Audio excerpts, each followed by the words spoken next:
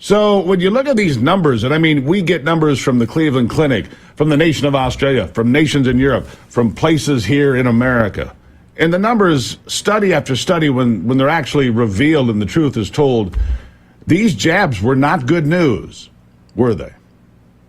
They weren't. In fact, the deaths that have occurred after the vaccine are of great concern. Our CDC reports about 1,150 Americans have died right in the vaccine center or a few hours afterwards. That's the reason why they have crash carts with defibrillators in the vaccine centers, and then that transition to the pharmacies. CDC verifying over 18,000 Americans reported to them have died, and the people reporting, like myself, believe the vaccines have caused the death, and that's underreported probably 30 to 1. So that's how we get to somewhere between 500 and 600,000 individuals may have died of the vaccine in the United States. In the first year alone, Pantazatkos and Seligman from Columbia came in with an estimate that was concordant, as well as Mark Skidmore from Michigan State University, using other methods. Worldwide, Dennis Rancourt from Montreal, 17 million could be the death toll. And Steve, not a single country has taken these off the market. Not a single country's taking it off the market. Some don't force you to get it anymore. I'm not forced to get it here.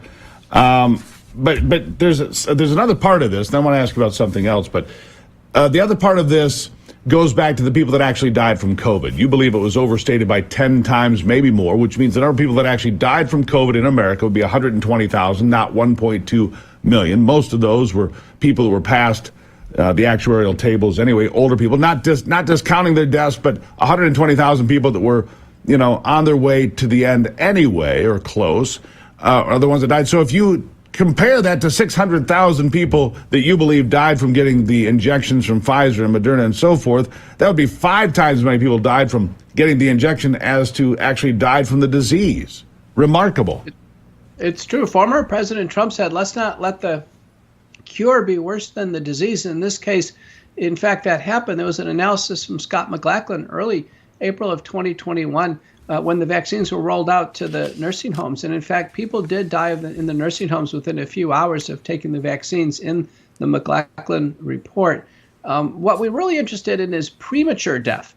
Even those who are supporting the vaccines will say, listen, we have to trade lives with the vaccine to, events against lives lost due to the virus. I think that's an unethical trade-off, personally. I don't think anybody should be marched into a vaccine center and try to wager the rest of their life with an injection. But even those who make that case, Steve, even those who make that case, if we look at this, it's not a favorable trade-off here. COVID is treatable. The methods have improved. Everyone needs a chance of survival. They shouldn't have to risk their lives with a shot.